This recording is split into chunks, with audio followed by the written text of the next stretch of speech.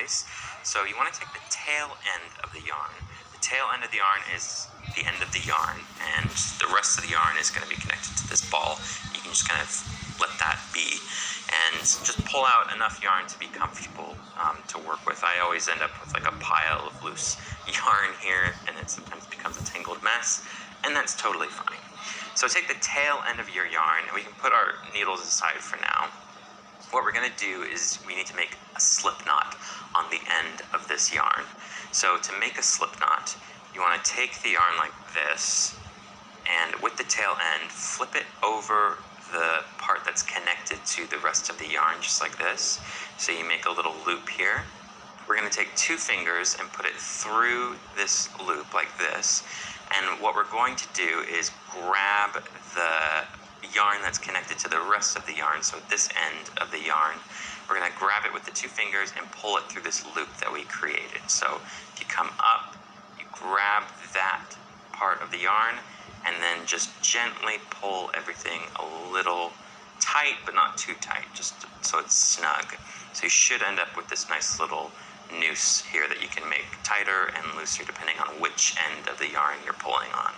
So with this loop, this is actually going to be your first stitch that you put on your needles. So take your needle, put it through the loop that you just made, and if you pull the end of the yarn that's connected to the rest of the yarn, everything should gently tighten. So the loop is going to tighten up on the needle, and you want to just give everything a little bit of a tug so it's nice and snug, not too tight because you're going to be working with this. You want it to remain a little loose. It's okay if it moves around a little bit, but just make sure that it's closed up on the needle.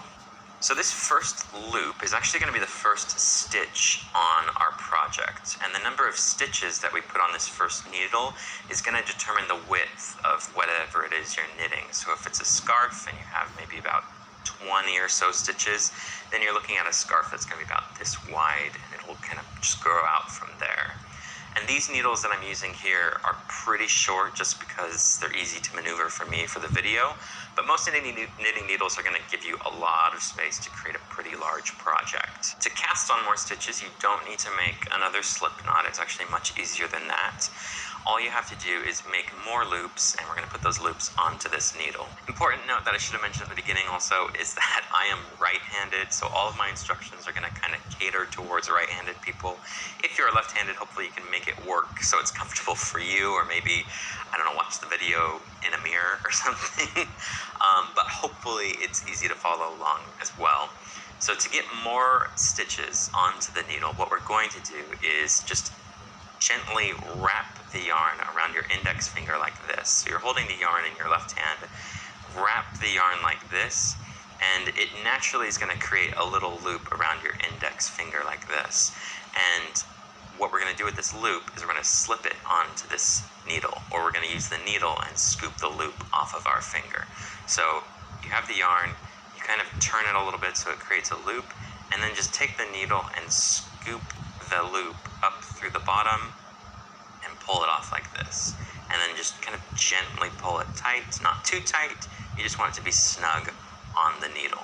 So to do that again, you just wrap the yarn around your left index finger, take the needle, come up through the bottom, and scoop the loop off onto the needle, just like that. You keep going, doing a couple more. So each one of these is going to make your project wider and wider. As you go about this, you'll notice that you're forming a kind of ridge here where all the loops are kind of lined up. So right here, there's a nice little uniform edge of where all the loops are kind of looping over each other. So you have this nice little ridge. Feel free to space everything out to give yourself more room, and it's okay if you grab it. But just make sure that that ridge doesn't get twisted. A lot of times, if you're gripping the needle or something, that ridge is going to get twisted around. So just make sure that you keep that ridge as straight and uniform as possible so you don't get anything mixed up or twisted.